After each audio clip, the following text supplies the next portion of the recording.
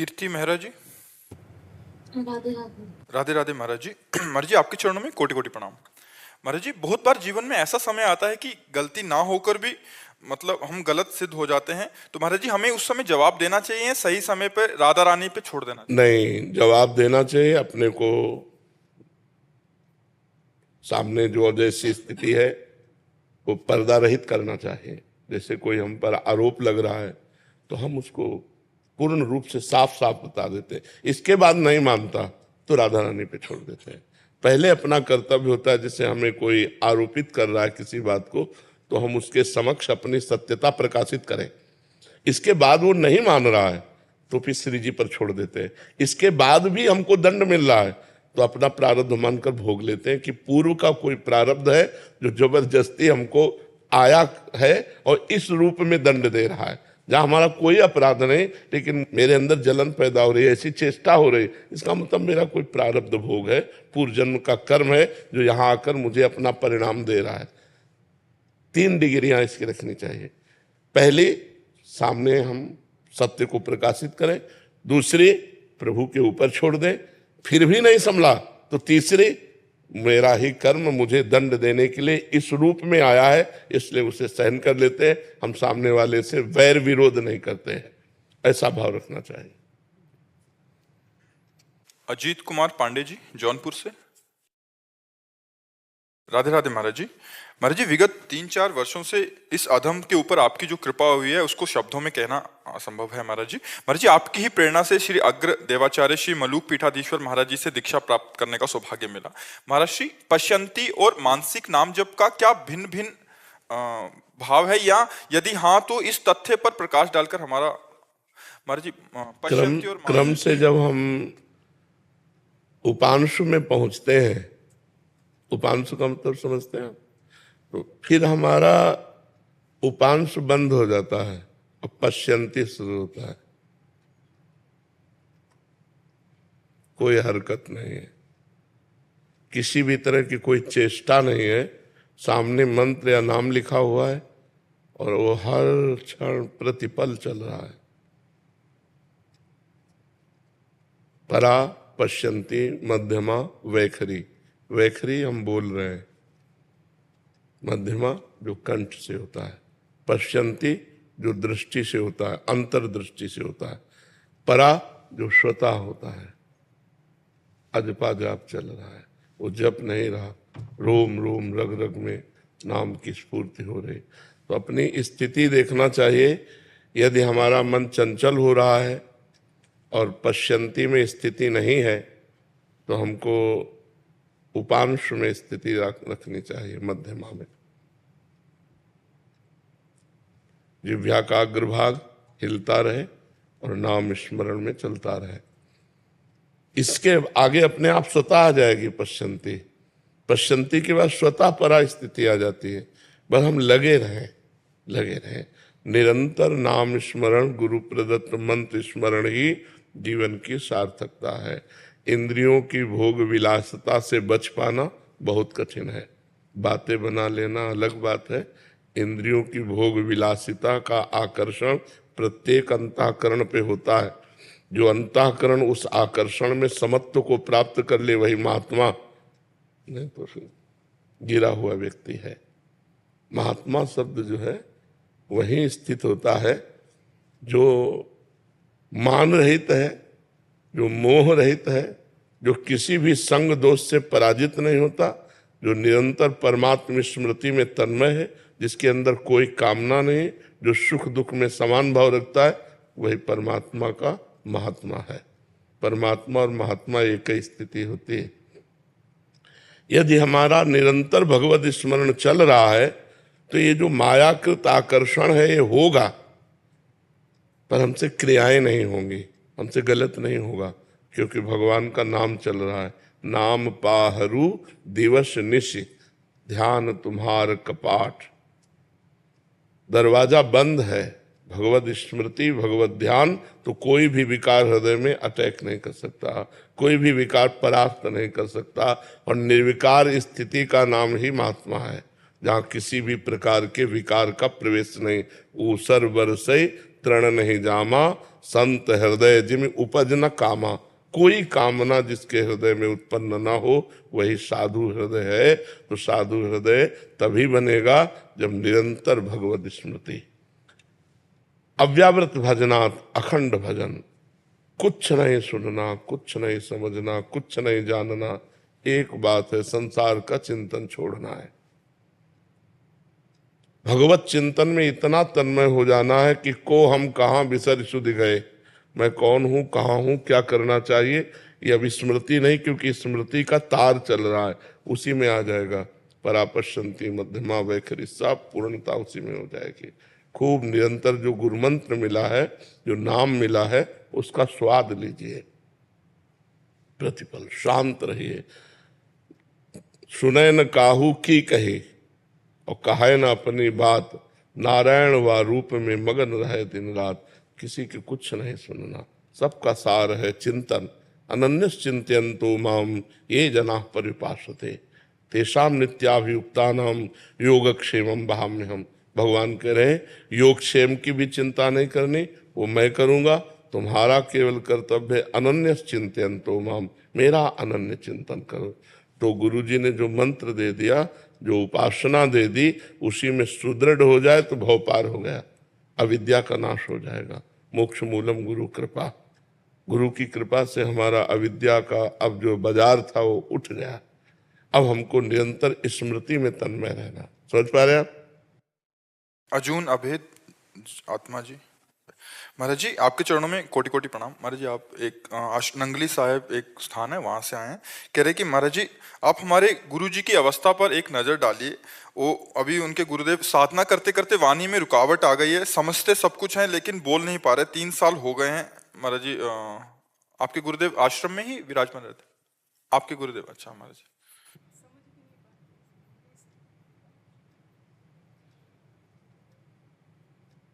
तो क्या गुरु तो साक्षात ब्रह्म है। आपको गुरु की अवस्था पे नहीं ध्यान देना, गुरु तत्व पे ध्यान देना। मेरे गुरु साक्षात परब्रह्म, बोले तो न बोले तो, समझे तो न समझे तो, सब समझ गुरु की। सब अखंड मंडलाकारम व्याप्ता में चराचरम, चराचर जगत में गुरुदेव व्याप्त है। हमारे गुरुदेव परब्रह्म परमात्मा है, परब्रह्म स्थिति में है। अब वो परब्रह्म बोले तो ठीक है, ना बोले तो ठीक है, समझे तो ठीक है, ना समझे तो ठीक है। अपने को भाव रखना है मेरे गुरु परब्रह्म परमात्मा है। अब गुरुदेव के प्रति कोई स्थिति का वर्णन करना तो श्रद्धा पर फर्क पड़ जाएगा ना। तो इसलिए बस गुरु साक्षात परब्रह्म, तस्मै श्री गुरुवे नमः, मेरे गुरुदेव साक्षात परब्रह्म है, ये भाव रखना। और ये तो बाहरी इंद्रियों के विलास है। मान लो कल नेत्र दृष्टि खराब हो जाए, श्रवणेन्द्रिय खराब हो जाए, वाक इंद्रिय खराब, ये तो इंद्रिया विनाशी है, इनका तो विनाश होगा। लेकिन गुरु विनाशी नहीं, गुरु बोधमय ब्रह्म स्वरूप है। बस आपको यही भाव रखना है। हाँ, शरीर की कोई परेशानी आए तो डॉक्टर को दिखा दो, जिससे उनकी मतलब शरीर में पीड़ा कोई है, मानसिकता कोई बदल रही, तो डॉक्टर से दिखा दो। बका भाव में अपने यही रखना। अगर स्थिति का परीक्षण करेंगे तो श्रद्धा पे फर्क पड़ जाएगा। तो श्रद्धा बढ़ाना हमारा कार्य है या श्रद्धा में फर्क पड़ाना कार्य है? हमारा कार्य श्रद्धा पुष्ट करना। तो गुरु साक्षात परब्रह्म, जैसे हम मूर्ति को ब्रह्म मानकर पूजते हैं तो ब्रह्म की प्राप्ति हो जाती है ना, ऐसे गुरु मूर्ति ब्रह्म स्वरूप।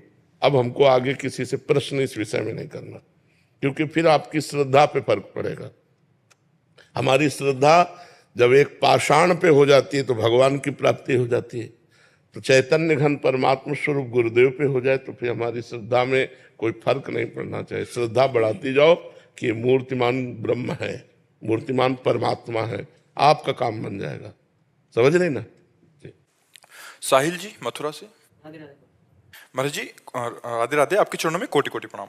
महाराज जी हमारी ये आदत है कि हम अपने आपको दूसरों से बहुत कंपेयर करते हैं, जिसके कारण हमें ही दुख मिलता है। महाराज जी हाँ, इसलिए तो बहुत खतरनाक है, बहुत परेशानी। अगर छोटा समझ में आए तो अभिमान आ जाएगा, बड़ा समझ में आए तो ईर्ष्या हो जाएगी, दोनों में हानि है। ये नहीं करना चाहिए। अगर अपने से श्रेष्ठ निकला तो ईर्ष्या हो जाएगी, जलन हो जाएगी, और अपने से लघु निकला तो अब अभिमान हो जाएगा, दोनों में हानि है। तो ऐसा नहीं करना चाहिए। अपने को देखना है। तेरे भावे जो करे भलो बुरो संसार, नारायण तू बैठ के अपनो भवन भुआर। अपने हृदय को शीतल करना है, अपने हृदय को निर्विकार करना है, अपने हृदय को महान बनाना है। उसे किसी से कंपेयर नहीं करना। सब में भगवान है ये भावना करके सबको छोड़ दिया और अपने को सुधारना है। साधक एक मैं हूं, संपूर्ण संसार भगवान का स्वरूप है, ऐसा मानने वाला बहुत जल्दी भगवत प्राप्ति कर लेता है, बहुत जल्दी उन्नतिशील हो जाता है। समझ पा रहे आप? हाँ, ऐसे तो फिर इसमें हानि हो जाएगी। कर्नल मनीष कुमार जी। राधे राधे। राधे राधे स्वामी जी। स्वामी जी, जीवन में सब कुछ प्राप्ति के बावजूद भी एक डर सा है महाराज जी, मार्गदर्शन करें इससे टेंशन। अभी जिसकी प्राप्ति के बाद सब कुछ प्राप्ति हो जाता वो नहीं मिला, इसीलिए डर नहीं गया। एक अपूर्णता है। देखो, जो कुछ तुम्हें प्राप्त हुआ है वो सब अपूर्ण है। तुम्हारा शरीर कुछ समय बाद नहीं रहेगा, कुछ समय पहले नहीं था, ये कुछ चंद वर्षों के लिए बीच में प्रकाशित हुआ है। ये रूप पहले नहीं था, तुम थे पर रूप नहीं था, कोई और रूप था। अभी तुम इसमें अपनापन मान करके इनके भोगों को सब कुछ प्राप्त मान रहे हो। जैसे आपके पास रुपया है, पद है, नाना प्रकार की भोग सामग्री है, जो अनुकूलता चाहिए वो है, लेकिन क्या ये स्थायी है? क्या पत्नी, पुत्र, परिवार, बैंक बैलेंस, पद, प्रतिष्ठा ये स्थायी है? नहीं, ये अस्थायी है, नाशवान है। जहां आपका शरीर छूटा तो आपको अगले जन्म जहां जाओगे तो ये बैंक बैलेंस काम नहीं आएगा, ये पत्नी पहचानेगी नहीं, ये पुत्र आपको प्यार नहीं करेगा, ये शरीर आपका भस्म हो जाएगा। यार, तो अपने पास मिला क्या? कुछ नहीं मिला। जिसे आप कह रहे हो सब कुछ मिलने पर भी एक अपूर्णता है, वो परमात्मा प्राप्ति की है। क्योंकि सब कुछ जो मिला वो कुछ है ही नहीं। यहां से हम जब जाएंगे तो हमारे पास कुछ नहीं होगा। यार, हम क्यों इतना इस पर आसक्त हो जो हमारे साथ नहीं जाएगा? मूर्ख आदमी वर्तमान में सुखी रहता है और जो विवेकी होता है वो भविष्य के सुख को सोचता है कि आज तो हम 4 रोटी खा रहे हैं, लेकिन कल क्या होगा? आज तो हम वर्तमान में मनुष्य देह में सुख भोग रहे हैं, लेकिन कल जब ये शरीर छूटेगा, सब कुछ यही छूटेगा, तो हमारे साथ केवल कर्म जाएगा, शुभ कर्म और अशुभ कर्म। शुभ कर्म दान पुण्य परहित तीर्थ याटन यज्ञ आदि, ये तो हुए नहीं। ज्यादातर स्वार्थ बुद्धि से इंद्रियों की विलासता, धन सम्मान प्रतिष्ठा इसी के लिए रहे, तो ये तो सब खोखला है, ये तो सब छूट जाएगा। तो इसीलिए अंतर का ज्ञान आपको कहीं ना कहीं जो है वो आपको अपूर्णता का बोध देता है कि अभी तुम खाली हो। वो नहीं मिला जिसके मिलने के बाद कुछ चाह नहीं होती, जिसके मिलने के बाद जीव पूर्ण हो जाता है, निर्भय हो जाता है, निश्चिंत हो जाता है, निःशोक हो जाता है, वो है परमात्मा प्राप्ति। तो नाम जप कीजिए। कलिकाल में भगवत प्राप्ति का सहज सरल सुगम सिद्ध उपाय भगवान नाम जप। ये कलिकाल मलायतन मन कर देख विचार, श्री रघुनाथ नाम बिन नाहि नहान आधार। भगवान के नाम के सिवा इस कलकाल में और कोई साधना नहीं जिससे भगवान की प्राप्ति हो सके। तो मधुर मधुर जो नाम आपको प्रिय हो, राधा राधा राम राम हरि हरि कृष्ण कृष्ण, वो खूब नाम जप कीजिए और परोपकार कीजिए। और गंदा भोजन मत कीजिए, गंदा व्यवहार मत कीजिए किसी से, तो अभी आप निर्मल होते चले जाएंगे। और जहाँ मल रहित हुए तो निर्मल मन जन सो मोहि पावा, वो भगवान को प्राप्त। और जहां भगवान का अनुभव हुआ तो आप पूर्णता हो जाए। देखो, शरीर नाशवान है, आज नहीं तो कल ये मरेगा। प्रतिपल मर रहा है पर दिखाई नहीं दे रहा। जैसे नदी के किनारे जाओ तो जो दृष्टि पड़ी पानी की वो कहाँ निकल गया, पर हम कहते हैं वही पानी जो मैंने देखा, लेकिन सही बात नहीं है। जो पानी आपने पहली दृष्टि में देखा वो तो कहाँ प्रवाह में चला गया। ऐसे जीवन का प्रवाह है, जैसे नदी का प्रवाह है ऐसे जीवन का प्रवाह है। प्रतिपल मेरा जीवन मृत्यु की तरफ जा रहा है, प्रतिपल। अब कौन सा सेकंड कौन सा मिनट मृत्यु का है पता नहीं, और हम लगे हैं जो ले नहीं जा पा रहे वो समेटने में। हम लगे हैं जो यहां से ले नहीं जाएंगे उसके समेटने में, और जो ले जाने को है उसकी तरफ से बेपरवाह है, इसलिए हमारा मन कहीं ना कहीं अपूर्ण है।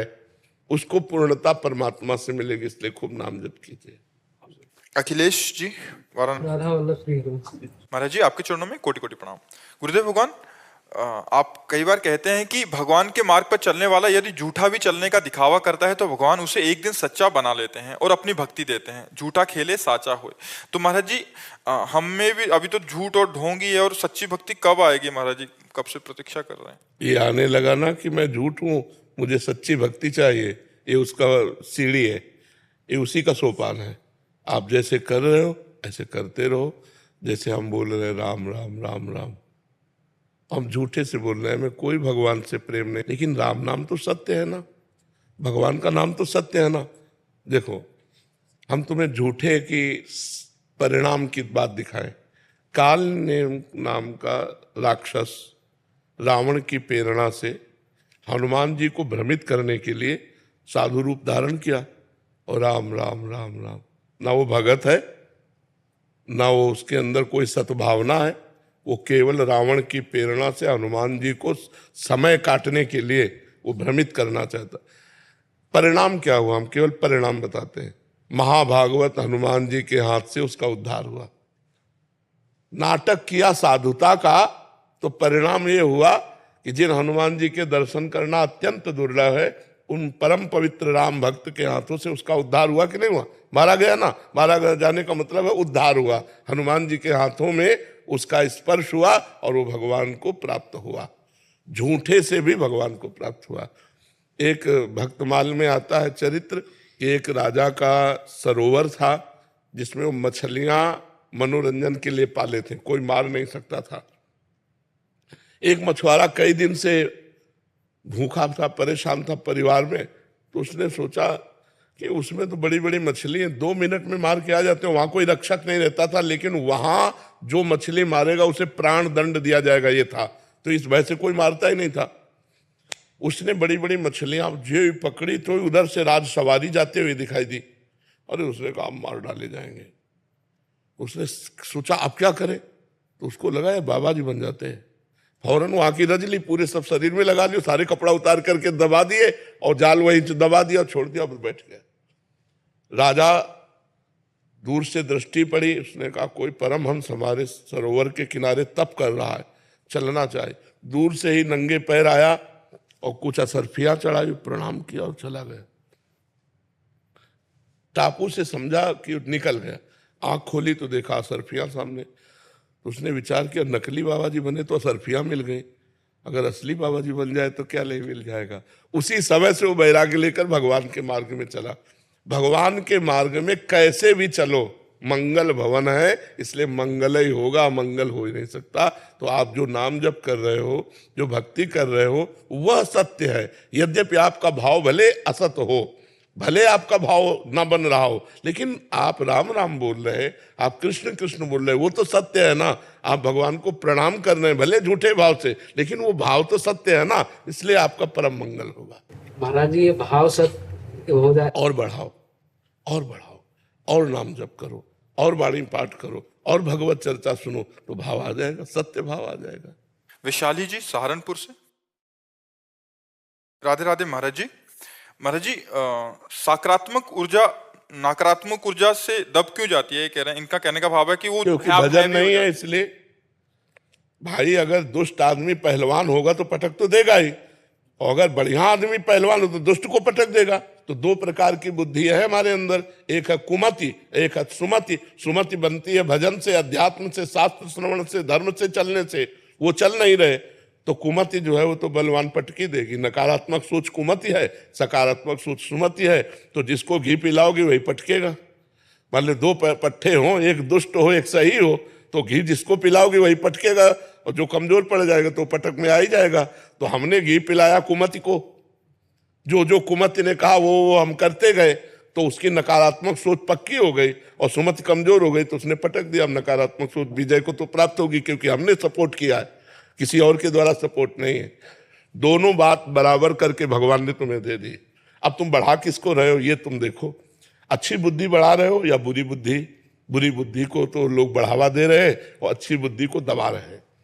तो अच्छी बुद्धि जब पूर्ण रूप से दब जाती है तो वो डिप्रेशन में पहुंच जाएगा, क्योंकि नकारात्मक सोच उसको गिराते गिराते और यहां तक ले जाती है। वही लिखा कि ऐसे भी हो जाता कि मानव देह त्याग करने के बारे में सोच ले। हाँ देखो बताया ना आपको, वो लिखा वहां है, वहां आपको इसलिए बता रहे कि उसका परिणाम ये है। तो हमें चाहिए कि अच्छी बुद्धि को हम बढ़ावा दें, हम अच्छा भोजन पावें, अच्छे लोगों से मिले, शास्त्र स्वाध्याय करें, संतों की बात सुने, अच्छे आचरण करें। अभी सकारात्मक बुद्धि बढ़कर नकारात्मक को दबा देगी, अभी आनंद आ जाएगा। देखो कितना भी कष्ट हो, अगर सकारात्मक सोच है तो आप कष्ट को झेल जाएंगे, और कितना भी सुखी हो सब बढ़िया है, लेकिन नकारात्मक सोच है तो आप डूबोगे, आप दुखी होगे, ये बात है। Let's next Suraj Singh ji. राधे श्याम। राधे राधे महाराज जी। महाराज जी, आप कह रहे हैं कि मानव जीवन का अध्यात्म की चरम अवस्था क्या है महाराज जी, और कर्तव्य पालन करते हुए इसको कैसे प्राप्त किया जा सकता है? चरम अवस्था यह है कि जैसे हम ऐसे छोड़ दो, बिल्कुल कोई कंट्रोल मत रखो अंदर, तो हमारा मन विषयों की तरफ चला जाता है। ऐसे ही बिना किसी चेष्टा के हमारा मन भगवान की तरफ चला जाए, यह है चरम अवस्था, कि बिना कुछ प्रयास किए सहज मन की गति भगवान में पहुंच गए। हम चाह नहीं रहे, हम कर नहीं रहे, जैसे दिल स्वयं धड़क रहा है, पलकें स्वयं लग रही, ऐसे हमारा स्वयं भगवान का नाम स्मरण चल रहा है। इतना भजन कर लिया कि मन बुद्धि ये भगवान के भजन में तन्मय हो गए, बिना प्रयास के अनायास ही भजन में लग गए, तो समस्त द्वंद्वों पर विजय प्राप्त कर लेगा, समस्त परास्त कर देगा विकारों को। वो मन इंद्रियों का गुलाम नहीं होगा, जिसका ऐसा भजन होगा। तो ऐसा भजन, इसे कहते हैं अव्याव्रत भजन। अव्याव्रत तैल धारा, अखंड निरंतर भजन, उठते बैठते चलते सोवत हूँ रसना रटे राधा कृष्ण सुनाम। शयन कर रहे हैं तो भी राधा कृष्ण राधा कृष्ण राधा, ये चरम अवस्था। ये तो गुरु कृपा से ही। हाँ कृपा से, पर हमारा प्रयास भी। गुरुदेव भगवान शरीर का पोषण तो माँ बाप कर देते, लेकिन स्वरूप का पोषण तक गुरुदेव भगवान की कृपा से ही। पर इसमें अपना प्रयास भी है। जैसे जो नाम दिया, जो मंत्र दिया, अगर आप उसका जप कर रहे हो और गुरु कृपा बढ़ती जा रही, तो आपकी रुचि बढ़ती जाएगी उसी मंत्र में, उसी नाम में, और बढ़ते बढ़ते ये स्थिति आ जाएगी। और स्थिति जब आ जाती है तो जैसे पानी कहीं भी छोड़ो नीचे जाएगा, अगर उसको ऊपर चढ़ाना है तो यंत्र की जरूरत है। ऐसे मन कहीं भी छोड़ो विषयों में जाएगा, अगर ऊपर चढ़ाना है तो मंत्र की जरूरत है। अगर मंत्राकार वृत्ति हो गई, जीवन का चरण। मतलब गृहस्थ में रहते हुए अपना कर्तव्य का ईमानदारी से पालन करते हुए गुरुदेव भगवान ऊंचाई पे चढ़ा जा सकता। बिल्कुल चढ़ा जा सकता है। ऐसे कितने गृहस्थ हुए हैं, प्रमाण है कि जो चरम अवस्था को प्राप्त हुए। भाई जी से हनुमान प्रसाद पोद्दार जी तो अभी वर्तमान के ही समय के महापुरुष थे और गृहस्थ थे, पुत्री भी थी, पत्नी भी थी, सब थी। तो धर्म पूर्वक चला जाए और नाम जप किया जाए तो ऊंचाई हम प्राप्त कर सकते हैं। सूर्य चौहान जी छत्तीसगढ़ से। महाराज जी, आपके चरणों में कोटि कोटि प्रणाम। महाराज जी, किसी संत महापुरुष, ज्ञान विज्ञान भगवत धर्म शास्त्र, किसी भावना अथवा किसी प्रेरणा से भगवत प्राप्ति के इस मार्ग में चलने वाले साधक अथवा गृहस्थी उस परम अवस्था को उपलब्ध ना हो सके, तब ऐसी स्थिति में उस साधक अथवा गृहस्थी के लिए कैसी दुर्गति हितकर होगा? वो अगर सतमार्ग में चलने का प्रयास किया है, असत मार्ग का त्याग किया है और भगवान की आराधना की है, तो नष्ट नहीं होगा। उसका अगला जन्म होगा श्रीवान अर्थात धनवान और पवित्र भगवत भक्तों के बीच में, और जहाँ से साधना उसकी रुकी हुई है वहाँ से उत्थापन करने के लिए साधना का किसी महात्मा का संग मिलेगा और फिर उछल पड़ेगा भगवत भजन के मार्ग में। उसका ऐसा पवित्र कुल में जन्म होगा, ऐसा पवित्र वातावरण मिलेगा कि जो इस जन्म में नहीं कर पाया वो अगले जन्म में कर लेगा। भगवान के मार्ग में चलने वाले को कभी हानि नहीं होती। अगर वो भगवत प्राप्ति नहीं कर सका तो उसका अगला जन्म बड़ा प्रशंसनीय कुल में जन्म होगा, प्रशंसनीय वातावरण होगा भक्ति के अनुकूल। और जिन जिन भोगों की लालसा से उसने भक्ति में विक्षेप अपने सहा, वो भोगों की बाहुल्यता होगी, और उन भोगों में वो वैराग्य करके संत समागम के द्वारा अगले जन्म में निश्चित भगवत प्राप्ति कर लेगा। उसका कभी ऐसा नहीं हो सकता कि दुर्गति हो। अगर उससे अपराध भी बने तो भी उसकी दुर्गति नहीं होगी, क्योंकि उस सतमार्ग का पथिक रहा है। जैसे सरकारी आदमी से कोई अपराध बन जाए, उसको ऐसे जन साधारण की तरह ट्रीटमेंट नहीं किया जाता। ऐसे वो सरकारी आदमी है, भगवान का जन है, वो भगवत प्राप्ति नहीं कर पाया किसी वासना के कारण, किसी विक्षेप के कारण, तो वही वासना उसको आगे बहुतायत में मिलेगी और वो भगवत प्राप्त होगा। जैसे कोल्य जी और अल्ल जी नाम के दो भाई थे, उनमें एक बड़े भाई तो बड़े धर्मात्मा थे और जो छोटे भाई थे वो बड़े विषयी थे। उनका राजा के पुत्र के साथ मित्रता हुई तो राज परिवार में वो बैठते उठते खाते, उनका सारा खान पान बिल्कुल राजा के पुत्र को वाला, वो जो ऐसे मांस भक्षण करता, शराब पीता, वैसे सब पूरा। और एक था सात्विक वृत्ति से रहना और निरंतर भजन करना।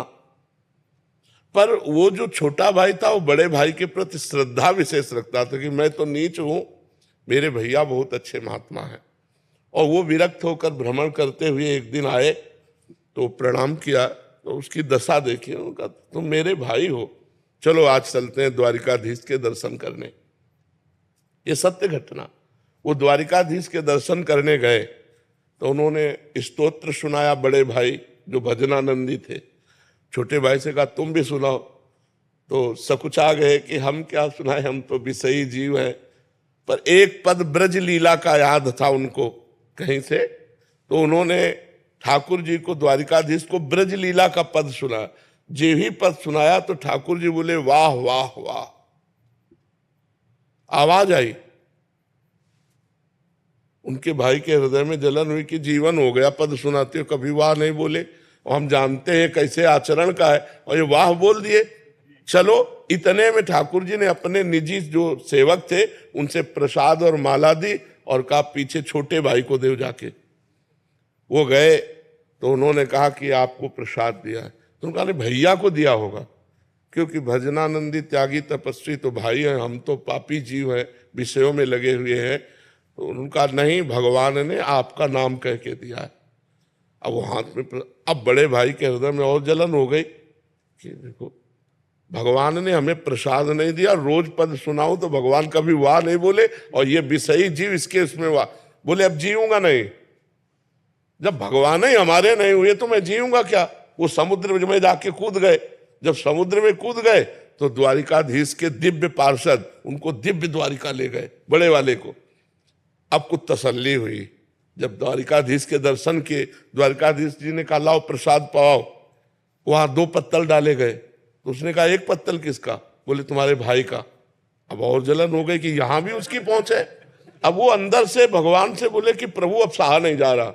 वो पाप करता है, राजसिक भोगों को भोगता है, और मैं जीवन भर भजन करता रहा। तो भगवान ने कहा इस जन्म में तुम भजन शुरू कर रहे हो, तुम्हें पता है ये कितने जन्मों का मेरा भगत है। ये पीछे जन्म में वैरागी संत था, हृदय से मेरी भक्ति करता था। एक दिन जंगल में रुका हुआ था तो देखा राजा की सवारी रुकी, तो राजा का वैभव देखकर इसको लगा कि यार भोगों में सुख है, तो इसी लालसा ने इसे भगवत प्राप्ति नहीं होने दिया। अब आकर के ये राजपुत्र के साथ भोग भोग रहा है, लेकिन ये पुराना भजनानंदी हमारा है। तो समझ रहे, तब उनको समझ में आया। तो वर्तमान में यदि हमारी कोई वासना हमें भगवत प्राप्ति से रोक देगी तो अगले जन्म में उस वासना की बहुतायत होगी और भगवान की कृपा होगी और भगवत प्राप्ति होगी। वो छिन्न भिन्न नहीं हो जाएगा, नष्ट नहीं हो जाएगा, क्योंकि भगवान का नाम, जैसे हमने एक बार बोला राधा, अब ये अविनाशी है, अब ये भगवान की बैंक में जमा हो गया। अब हमसे कोई पाप बनेगा तो हमें दंड मिलेगा, लेकिन वो राधा नाम जो जमा है वो हमारा कल्याण कर देगा। इसीलिए सबसे कहते हैं नाम जप करो, भगवान के मार्ग में चलो, इससे तुम्हारा कभी अमंगल होने वाला नहीं। मंगल भवन अमंगल हारी है। हाँ, भगवान मंगल भवन है जी। प्रोफेसर डॉक्टर प्रदीप भारद्वाज जी, राधे राधे। राधे राधे महाराज जी। महाराज जी, आप कह रहे हैं कि आप तीर्थ स्थलों पे मतलब निशुल्क मेडिकल सेवा देते हैं। महाराज जी, ये कह रहे हैं कि मेरे मन में एक प्रश्न बार बार आता है कि हम अक्सर देखते हैं कि तीर्थ यात्रा को जीवन के अंतिम चरण यानी वृद्धावस्था से जोड़ा जाता है, लेकिन क्या ये यात्रा युवावस्था में अधिक प्रभावशाली और जीवन की दिशा देने वाली हो सकती है? बिल्कुल। तीर्थ यात्रा का सही समय क्या है और महाराज जी जीवन के हर चरण को इसमें अपनाना चाहिए या? वैसे सत धर्म के लिए प्रहलाद जी ने कहा है, यदि कुमार अवस्था से संस्कार अच्छे डाले जाए और यौवन अवस्था में सतधर्मी बने तो विजयी होता है। अब सब इंद्रियां शिथिल हो गई हैं, अब माला लेकर के बैठो लार चूरे, तो वो भजन थोड़ी हो रहा है। अब शरीर काम नहीं कर रहा, तीर्थ यात्रा जा रहे हो जब आपका शरीर भोगों में उन्मत्त होकर लगने योग्य था, उस समय आपने कंट्रोल करके और सतमार्ग में लगाया, तीर्थयाटन किया, धर्म शास्त्रों का स्वाध्याय किया और धर्म के अनुसार चले, वो परम पूजनीय होता है, वो महान बात होती है। पर अब जब नहीं हुआ पूरे जीवन में तो चलो बुढ़ापे में कर लो, आखिरी में संभाल लो। लेकिन उत्तम बात यह होती है कि कौमार अवस्था से लेकर यौवन अवस्था तक यही बिगड़ने के चांस होते हैं। अगर यहाँ उसको शिक्षा दी जाए, देखो नए नए बच्चे गर्लफ्रेंड, बॉयफ्रेंड, व्यसन, हिंसा, व्यभिचार, इसमें फंसते जा रहे हैं ना हमारी समाज। क्यों? क्योंकि नए बच्चों को अध्यात्म की शिक्षा नहीं मिल रही है। आधुनिक पढ़ाई उनको और आग पैदा कर रही है। अध्यात्म क्या होता है? शीतलता प्रदान करता है, बुद्धि को शुद्ध करता है। आज जो हमारे समाज की दुर्दशा होती जा रही कि पति पत्नी में विश्वास नहीं, पिता पुत्र में विश्वास नहीं, कि हर संबंध अविश्वास की धरा पर आ चुका है। तो ये सब क्या हो रहा है? अध्यात्म विहीन जीवन। तो मुझे लगता है अगर ये अध्यात्म बाल्यावस्था से मिले और जवानी में इसका प्रकाश हो तो बुढ़ापा बहुत अच्छा आध्यात्मिक जाएगा। जी महाराज जी, आप कह रहे हैं कि आपको जैसे निष्काम श्री जी की कृपा से कर रहे हैं तो इनको इसी से सर्वोच्च लाभ उत्पन्न नाम जप सहित भगवत भावना युक्त। लोग हमसे पूछते हैं कि आप करते क्यों हो, फ्री सेवा क्यों कर रहे हो? जब आप इसका उत्तर न दे पाओ तो सही उत्तर होगा। हाँ, जब इसका उत्तर न दे पाओ तब आपका सही उत्तर होगा। कि आपसे पूछा जाए कि जैसे हमसे पूछा जाए आप भजन क्यों करते हैं, तो हमारे पास कोई उत्तर नहीं। भगवान की प्राप्ति, ये वो ये सब बाहरी बात है। भजन क्यों करते हो, हम उत्तर नहीं दे सकते, ये हमारी प्रीति का विषय है। ऐसे ही आप सेवा क्यों करते हो, तो यही उत्तर है, मौन ही उत्तर है। और उत्तम बात यह है कि इसी कार्य से आपको भगवत प्राप्ति होगी। बस दो बातें इसमें जोड़ लिए, सामने वाले मरीज में भगवान है ये बात मान लीजिए, और अपनी जिह्वा से नाम जप कीजिए। ये दो साधन जोड़ लीजिए तो ये जो बाह्य है, क्योंकि आप जो भी सेवा करते हैं ये बाह्य है, आंतरिक सेवा नहीं है। बाह्य शरीर की सेवा है ना, आंतरिक बैठा हुआ जो परमात्मा है उसके अंदर, उसको देख करके बाह्य सेवा उसकी पूजा बनाकर और अंतर से भगवत स्मरण करते हुए, तो जो महात्मा को गति होगी वो आपको गति होगी। योगेश जी जबलपुर से। श्री हरिवंश। श्री हरिवंश महाराज जी, राधे राधे। महाराज जी, क्या नाम जब से ऐसी कोई दिव्य शक्ति मिल सकती है जिससे कोई पीड़ित रोगी कष्ट में हो, तकलीफ में हो, मैं उसके कष्टों को दूर कर सकूं? मैं जब भी किसी को कष्ट में देखता हूं तो वैसे अगर नाम जब पीड़ित रोगी करे तो बच जाए, कोई कष्ट नहीं। अगर नाम जब रोगी करने लगे तो भवरोग का नाश हो जाए तो संसारिक रोग है। मतलब आप ये समझ नहीं सकते कि हमारी हालत क्या है।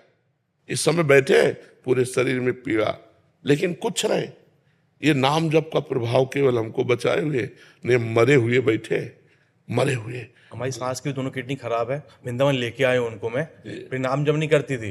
एक बार तबीयत बहुत खराब ही, मैं राधा राधा बोलो, ऐसा बल मिला है, मैं आपकी वीडियो दिखाता हूँ। वृंदावन आई है बाहरी बैठ। हाँ, नहीं, नाम जप में बहुत बड़ी सामर्थ्य और मुझे मरने का डर नहीं है। आपके बाद राधा नाम का बैंक। हाँ, बस इसी बात से कि जीवन हुआ भगवान की शरण में रहे, कोई पाप कर्म बना नहीं, पीछे का पाप कर्म हमें दंड दे रहा है, अब उससे भी मुक्त हो रहे। अब जहां भगवान भेजेंगे, अगर भेजेंगे भी तो भगवान के पार्षद के रूप में जन्म लेंगे और जगत मंगल करेंगे, और नहीं भेजेंगे तो उनकी सेवा में रहेंगे। अब कोई डर नहीं है। तो हर कष्ट निवारण के लिए भगवान नाम में अपार सामर्थ्य है, अपनी और दूसरों की भी। देखो, आप ये समझ सकते हो कि अगर हमने आपसे कहा कि आज आपसे शराब नहीं पिएंगे और आप नहीं पीते, तो आप अपनी ताकत से नहीं पीते, आप अपनी ताकत से नहीं, आप उस वचन की ताकत से आप पीना छोड़ देते।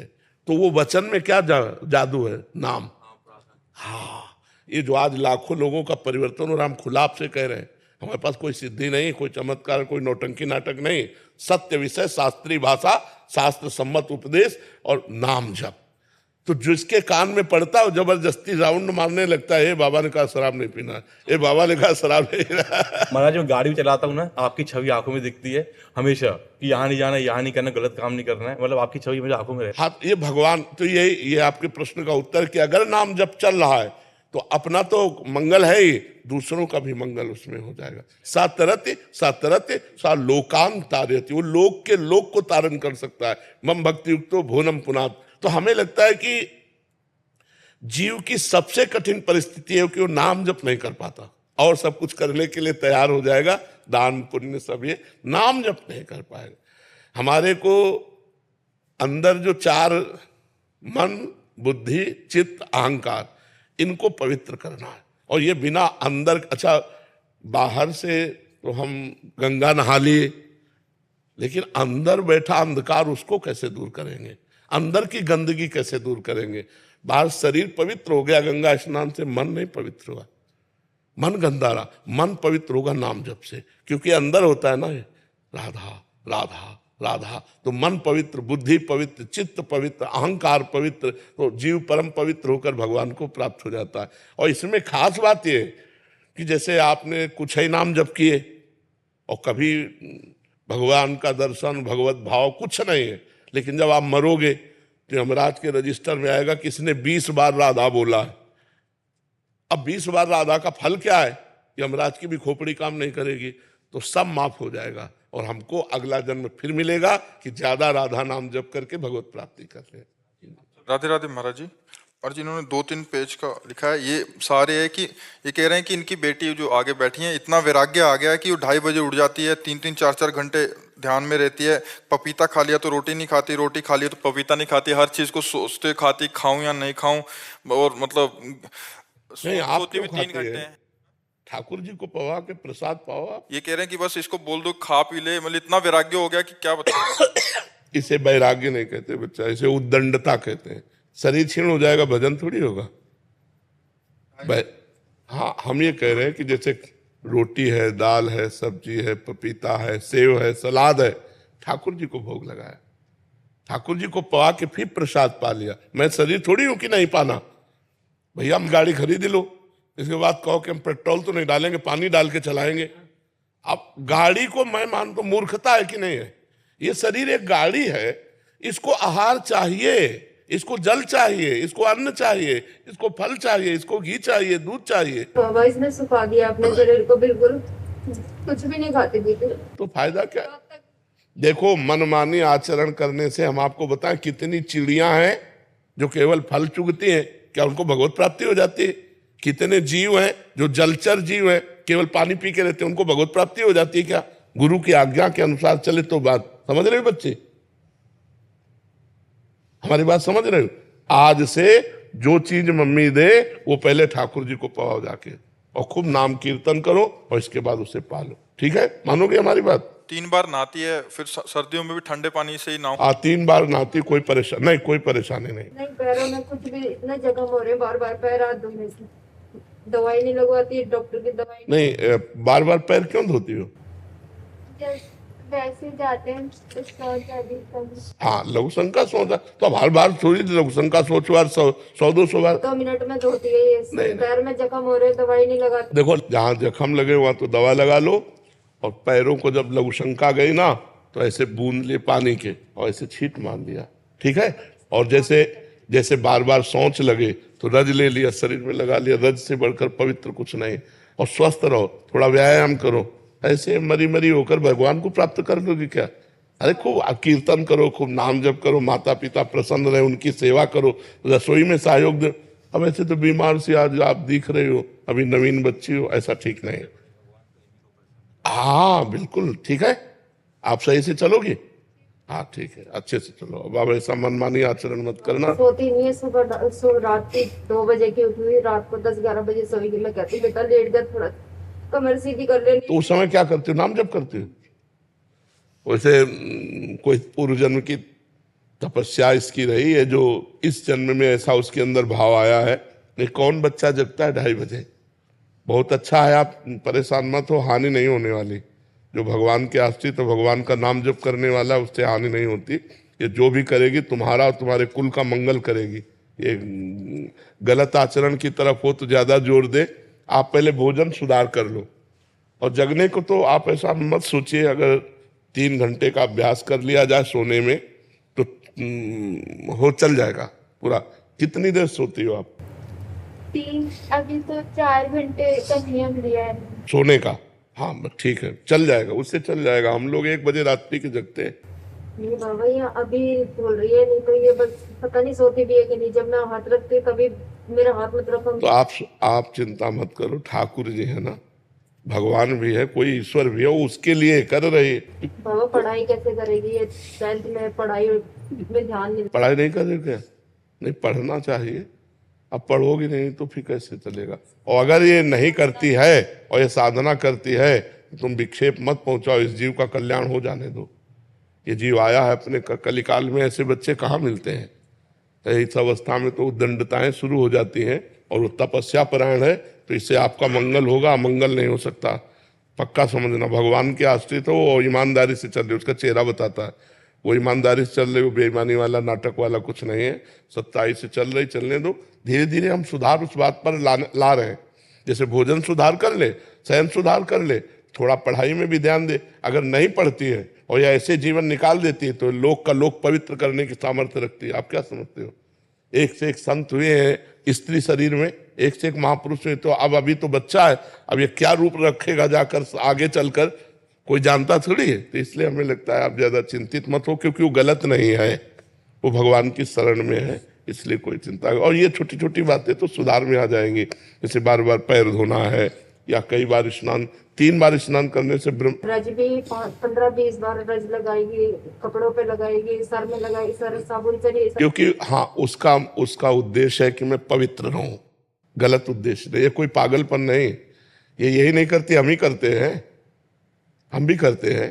3 बार हम भी स्नान करते हैं, हर बार लघु शंका जाकर हाथ पैर कुल्ला और सब करते हैं, लेकिन पैर पोंछते हैं, गीले नहीं बने रहते। एक तौलिया रखिए, पैर पोछा, फिर हाथ धो के हाथ पोछा, गज लगाते हैं, पवित्रता से रह जाता है। अब वो गलत नहीं है, ये गलत नहीं है, इसका कोई पागलपन नहीं है, ये कोई ऐसा नहीं कि मतलब उन्माद हो। बहुत अच्छे से चल रहे, प्रणाम है इस बच्चे को जो ऐसे चल रहे। बस तुम हमारा कहा मान लो बच्चा, ठीक है? नाम जप करती हो ना, बेड़ा पार हो जाएगा, माता पिता को भी बेड़ा पार हो जाए, तो चिंता मत कर।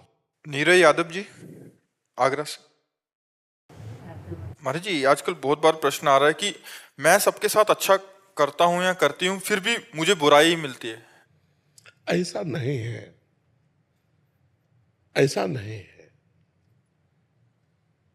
ऐसा नहीं है। कोई ऐसे भ्रम में न रहो। हाँ, कुछ समय तक ऐसा लग सकता है आपको, क्योंकि पाए जान जगत में सब जन कपटी कुटिल कलयुगी टंच। कलयुग के द्वारा सबकी बुद्धि ग्रसित है, सबकी बुद्धि स्वार्थ से युक्त है। तो आप हित करेंगे और वो हो सकता है आपका अहित करने की बात सोचे, आपको कटुवचन बोल दे, आपका एहसान न माने। लेकिन जो सर्वलोक महेश्वर भगवान देख रहा है कि आपने उसके साथ अच्छा किया है, वो जब आपका अच्छा करेगा तो फिर हमें लगता है धैर्य रखना चाहिए। हम अच्छाई को तत्काल भजाने की कोशिश ना करें कि हमने आपको पानी पिलाया, आप लौटकर हमारी तरफ हाथ जोड़िए और बोलिए थैंक यू। ये भावना हमारी गलत है। ये भावना अगर हम छोड़ दें तो अच्छाई करने पर अच्छा ही होगा, परम अच्छा होगा, परम मंगल होगा। नेकी कर दरिया में डाल, ये बात क्यों नहीं लाते हम लोग? हम लोग ऐसा क्यों चाहते हैं कि हम इसका हित किया तो ये हमारे आगे झुके, ये हमारी बात माने? क्यों हम चाहते हैं? ये हमारी कमी है, इसीलिए दुख होता है। इसीलिए दुख होता है। हम सामने वाले का हित करके अनुकूलता चाहते हैं, इसलिए हमें दुख होता है। अगर हम अनुकूलता ना चाहें तो अनुकूलता तो मिलेगी ही, परमात्मा के द्वारा मिलेगी। ये लोग थोड़ी अनुकूलता देंगे, ये तो सब अपनी अपनी वासनाओं की पूर्ति के लिए है। वासनाओं की पूर्ति हुई तो कोई पहचानता भी नहीं है। और हम चाहते कि हमने ऐसी परिस्थिति में इसका सहयोग किया या और भी बहुत तरह से हित होता है, लेकिन सामने से हमें रिस्पॉन्स नहीं मिली तो हमको परेशानी महसूस होती। तो सबसे समस्या हमारी ये है रिस्पॉन्स, इसको हटाओ। ये सामने वाले से जो अनुकूलता प्राप्त करने की बात है, सबसे बड़ी कमी है। परमार्थिक पुरुष तभी दुखी होता है जब उसमें कोई गलती होती है। सवाल अगर सही हल हो जाएगा तो आपको आनंद की प्राप्ति होगी। इसका नाम अध्यात्म है। ये कभी, इसका परिणाम कभी गलत नहीं होता, इसका परिणाम मंगलमय होता है, क्योंकि भगवान मंगलमय है ना। तो हमसे त्रुटि हो जाती है। अब जैसे हम किसी का हित करके उसके परिणाम स्वरूप अनुकूलता चाहते हैं, अब वो ना देगा तो हमें यही लगेगा कि यार हम जो किया वो सब व्यर्थ चला गया। व्यर्थ नहीं गया, परमात्मा देख रहा है। सच्चे परमार्थी तुम हो अगर हित करने वाले, तो तुम्हें केवल भगवान से चाह करनी चाहिए कि अनुकूलता तो भगवान देगा, ये क्या देंगे, हमें भगवान ने अवसर दिया, हम इनको अनुकूलता दे देते, अनुकूलता की मांग नहीं करते। तो देखो अभी हृदय आनंदित हो जाएगा। और ऐसे तो स्वार्थी संसार है ही, जब तक स्वार्थ बनेगा तब तक वो ऐसे रहेगा। और जिस दिन पता चला कि स्वार्थ पूरा हुआ तो तुम्हें कुछ नहीं समझेगा, और तुम देखोगे ये वही है जिसके साथ मैंने इतना हित किया, और फिर जलोगी। तो ये जलना आपकी कमी है, आपकी गलती। अगर आप अध्यात्म में सुधार कर लें तो आनंदित हो जाएंगे। रहीमदास जी ऐसे बांट रहे थे, लोगों ने कहा नेत्र नीचे क्यों किए हो, तो उन्होंने इसी बात से कहा कि लोग समझ रहे रहीम दे रहा है, लेकिन रहीम नहीं, देनहार कोई और है, देत रहत दिन रैन, लोग भरम मुंह पे करे तासो नीचे नैन। अगर हम इस भाव से परहित करें तो हमको कभी दुखी नहीं होगा, कभी दुख नहीं हो सकता, क्योंकि हम आपसे चाहते ही नहीं है, हम तो केवल हित कर रहे हैं। परमात्मा ने प्रेरित किया तो नेकी कर दरिया में डाल। बहुत बढ़िया सिद्धांत है, अगर ये समझ जाओ, नहीं समझोगे तो फिर परेशान हो। महाराज जी हित कब कब करें और कब ना करें, पर हित कब कब करें और कब ना करें? अवसर आने पर। परहित के लिए झोला टांग के थोड़ी घुमा जाता है, परहित के लिए झोला टांग के थोड़ी घुमा जाता है कि हम परहित करें। अब जैसे हमारे दरवाजे में कोई आ गया, समस्या में फंसा हुआ है, और हम उसकी समस्या का निदान कर सकते तो हमें कर देना चाहिए, लेकिन इस लोभ से नहीं कि किसी दिन हमारी दंडवत करेगा कि भैया आपने बचा लिया, ऐसा नहीं। उसको परहित करे क्योंकि वो हमारे पास आया है, और इसके बाद वो हमको प्रणाम करे, हम उसको देखें ही नहीं, बहुत बढ़िया आनंद आ जाएगा। लेकिन हम ऐसा नहीं कर पाते हैं। परहित के लिए अवसर होता है, कोई भूखा है भोजन दे दो, बीमार है औषधि दे दो, समस्या में है आप उसका समाधान कर सकते हैं, कर दीजिए। और उसके बदले में आपको प्रणाम करे, धन्यवाद दे, ऐसी भावना रखना, ये थोड़ा ठीक। ये मेरे काम आएगा इसलिए मैं यही बात तो परेशानी की है, यही बात परेशानी की है। हाँ, यही ज्यादा हो गया कि ये मेरे काम आएगा इसलिए मैं इसका काम कर देता हूँ, नहीं कर रहा हूँ तो कल ये मेरे काम नहीं, इस काम से मेरे भगवान प्रसन्न होंगे और भगवान मेरा मंगल करेंगे, ये भावना जोड़ो।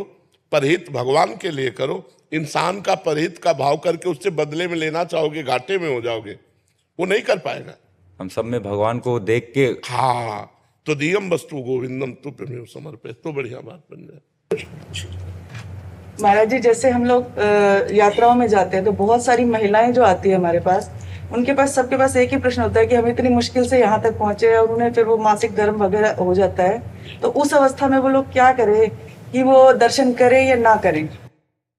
दर्शन करने का सौभाग्य तो नहीं छोड़ना चाहिए, क्योंकि मासिक धर्म एक शरीर की प्रक्रिया है जो प्रत्येक माताओं बहनों के शरीर में स्वाभाविक आती है, महीने में एक बार आती है। अब वो अचानक ऐसी स्थिति आ गई है और बार बार आना जाना हो नहीं सकता, तो हमें लगता है कि स्नान करके और भगवत प्रसादी चंदन जल आदि छिड़क करके भगवत दर्शन कर लेना चाहिए दूर से। ना कोई सेवा सामग्री देनी चाहिए और ना वहाँ स्पर्श करना चाहिए, दूर से दर्शन तो कर ही लेना चाहिए। पता नहीं जिंदगी में दोबारा आना हो कि ना आना हो। और ये मासिक धर्म कोई ऐसा नहीं कि बहुत निंदनीय बात हो, बहुत वंदनीय बात है। माताओं ने देवराज इंद्र की ब्रह्म हत्या को अपने ऊपर लिया है, ये अपराधी नहीं है कि मासिक धर्म निंदनीय, ऐसे ऐसे नहीं है। इसका रहस्य समझिए। जो माताओं में मासिक धर्म होता है, देवराज इंद्र त्रिभुवन पति है और उनके द्वारा ब्रह्म हत्या बनी वृत्तासुर के मारने की, तो उस ब्रह्म हत्या को ब्रह्म ऋषियों ने विभाजित किया। पहले नदी को दिया जो फेन बुदबुदा के रूप में ऊपर होता है, दूसरा वृक्षों को दिया जो गोंद के रूप में होता है, तीसरा भूमि को दिया जो ऊषर भूमि के रूप में होता है, चौथा माताओं बहनों को दिया जो मासिक धर्म के रूप में होता है। तो ये इनकी वंदना है कि इन्होंने त्रिभुवन पति ब्रह्म ऋषियों की हत्या को इन्होंने अपने ऊपर लिया है, इन्होंने थोड़ा अपराध किया है। अब उससे लाभ से वंचित कर दिया जाए इनको, तो ऐसा नहीं, ऐसा नहीं। वो स्नान आदि करके पवित्र होकर यदि दर्शन कर ले तो सौभाग्य, क्योंकि बार बार तो जाना नहीं है। बहुत मुश्किल। हाँ, नहीं, हम इस बात में स्वीकृति कि आप कुछ भेंट नहीं दे सकती, आप कुछ छू नहीं सकते, लेकिन दूर से दर्शन करके अपना जीवन सौभाग्य तो संभाल सकते हैं। क्योंकि इतनी मेहनत करके किसी भी धाम में सबके पास इतनी अर्थ बाहुल्यता नहीं होती, कोई कोई अर्थ की बहुत समस्या से जूझ करके जाता है, कोई शरीर की समस्या से जूझ के, कोई इतने कामों में फंसा हुआ है कि अब वो इस बात से केवल वंचित कर दिया जाए कि हाँ, तो इसलिए हमें लगता है कि उनको ये सौभाग्य मिलना चाहिए। जी। बस इस संसार की भूल भुलैया में भूल न जाए, बस इतनी बड़ी बात है। हर समय स्वरूप चिंतन, साक्षी भाव से हर क्रिया, हर चेष्टा, आना जाना, खाना पीना, सब दृष्टा भाव, साक्षी भाव, इसी में बना रहे। कभी कर्ता और भोक्ता ना बनने पावे। अगर कर्ता और भोक्ता बन रहा है तो उसे तुरंत काटे, विज्ञान के द्वारा, ज्ञान के द्वारा, अनुभव के द्वारा काटे उसको। अगर स्वरूपानुसंधान प्रतिपल नहीं होता रहेगा तो माया भुलावे में डाल देती है और देहाभिमान पुष्ट होता रहता है। देह भाव पुष्ट होना ही हमारे लिए मृत्यु है और देह भाव रहित होना ही मोक्ष है। हर समय अपने दृष्टा भाव में रहिए और जो मंत्र है उसको श्वास प्रश्वास चलाते रहिए। यही साधना है। जो हर इच्छा से प्रारब्धानुसार मिल जाए उससे शरीर पोषण करे, स्वरूप की तरफ दृष्टि रखे और श्वास प्रश्वास प्रणव या जो गुरुदेव ने दिया हो उसका जप करता रहे। इसी बस वर्तमान में जीवन मुक्त है, भविष्य में नहीं, वर्तमान में जीवन मुक्त है।